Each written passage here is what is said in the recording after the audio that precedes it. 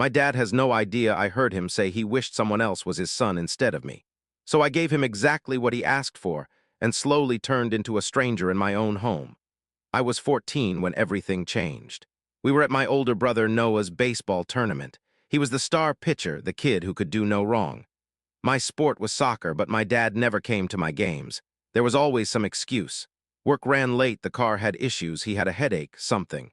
But Noah, he never missed a single game.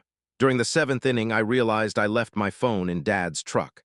I went to grab it, and that's when I heard him talking in the parking lot with another father. The man was complaining about his son being lazy and unmotivated. My dad laughed and said something that hit me like a punch to the chest. He said the guy should trade sons with him. Not Noah, obviously, he joked. The other one, Ethan's so forgettable you probably wouldn't notice the difference. They laughed. Then he added something worse. Sometimes he watched Noah play and wished he had two sons like him instead of one useless one. I stood there frozen behind the truck, my phone in my hand, listening to my own father talk about me like I didn't matter. When he came back after the game, he asked if I was okay. I said I was fine. That was the last real conversation we ever had. What he didn't realize was that from that day forward, I stopped being his son. After that day, I gave my dad exactly what he wanted, a son he wouldn't notice. I stopped asking him to come to my games, stopped telling him about school, friends, or anything important. When he asked how my day was, fine. When he tried to talk, one-word answers. Then I'd leave the room. At first, he didn't even notice. He was too busy celebrating Noah's victories, but months later, something changed. He started knocking on my door at night asking if I wanted to shoot hoops. I said I had homework. He offered burgers after practice. I said I wasn't hungry. He asked about soccer season. I said it was going fine and walked away. My brother Noah noticed before Dad did. One night he asked why I was acting strange. I told him the truth in the simplest way possible. I'm giving Dad what he wanted. One less son to worry about. He didn't understand, but he didn't push. By the time I turned 16, Dad started showing up to my games unannounced. He'd stand quietly on the sidelines and wave when I looked his way. But when I saw him, I felt nothing. No anger, no pride, no relief, just emptiness. After games, he'd try small talk. I'd thank him politely like you'd thank a neighbor helping move a couch. He was trying to connect with a wall. And then came the night where everything finally snapped in front of the whole family. The breaking point came at Noah's graduation party. Dad stood up to give a toast. He talked about how proud he was of his family, of both his sons. Then he looked directly at me and said he knew he hadn't always been there, but he was proud of the man I was becoming. I stared back at him and replied, "Thank you, sir." The room went silent. Mom stared at me. Noah's smile disappeared. Dad froze. Later, he cornered me in the kitchen. He said something was wrong between us and that he missed his son. I looked him straight in the eyes and said, "I don't know what you mean. I've always been here." He shook his head, said I'd been gone for years and he didn't know why. I almost told him. I almost threw those parking lot words back at him. But then I realized something. He didn't deserve to know. He got exactly what he wanted, a son so forgettable he could live in the same house and never truly see him. So I just said, "I'm sorry you feel that way," and walked out. But the story didn't end there, because guilt has a way of showing up late. Now he slips notes under my door, texts asking to hang out, invites me to games. I always answer politely. Maybe next time. There's never a next time. Noah says Dad cries at night now, says he doesn't understand what he did wrong. And that's the point. He never will because I'll never tell him. Some words can't be unheard. Once they're said, they stay with you forever. He wished for another son. Now he has one, just not the one he expected, a stranger living in his house. And 4 years later, I was finally about to leave for college. 4 years passed after that day in the parking lot. 4 years of pretending I didn't exist. 1 week before I left for college, the tension in our house became unbearable. At breakfast, Mom suggested throwing me a going-away party. I said it wasn't necessary. Dad insisted. Said it wasn't every day a son leaves for college. I finally looked up and replied, "Thanks for the thought, sir, but I'd rather keep it low-key." His jaw tightened. He hated when I called him that, because it reminded him of what we'd become, nothing. I went upstairs to pack, no family photos. I'd taken those down years ago. My phone buzzed. A text from Noah, "We need to talk." 2 minutes later, he walked into my room. He told me Dad was falling apart, crying almost every night. I shrugged. He said, "You're not sorry, that's the problem." Then he asked the question no one had asked in 4 years. "What happened when you were 14?" I didn't answer. I just kept packing. And that was the moment I realized the truth was finally catching up to me. Noah told me Mom was throwing the party anyway. Saturday, full family, no escape. I didn't argue, I didn't care. 6 days later, I'd be 1,000 miles away.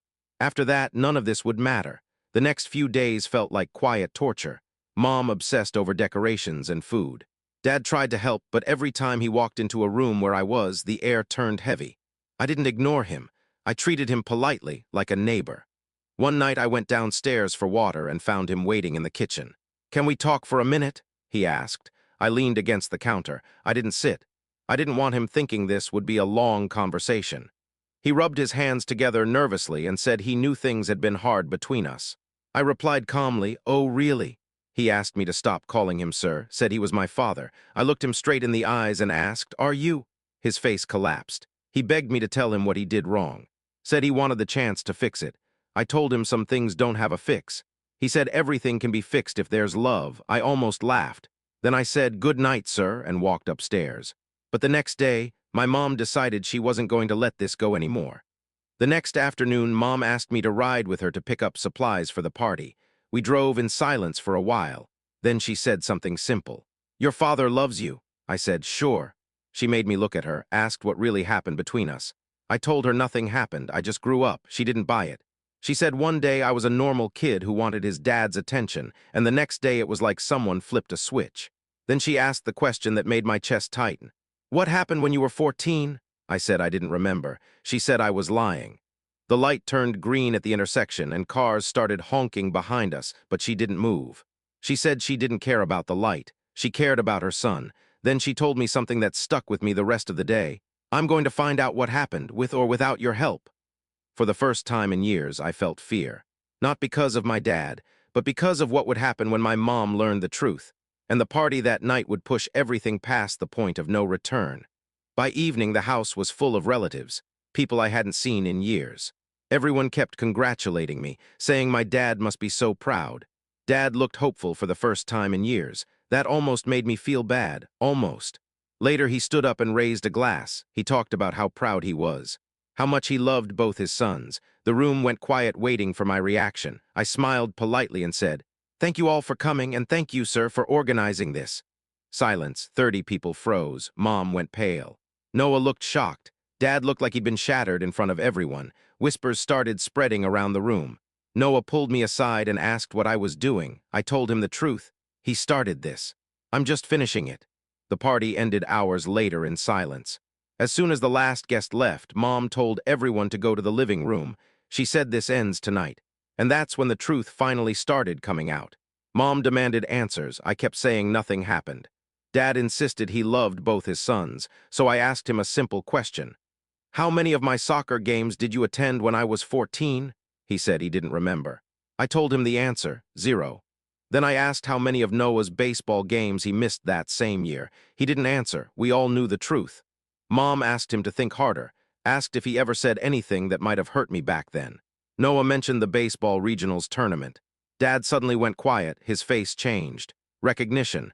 Guilt. I said, "Of course it was nothing, just a joke between dads, right?" He went pale. I walked upstairs before he could respond.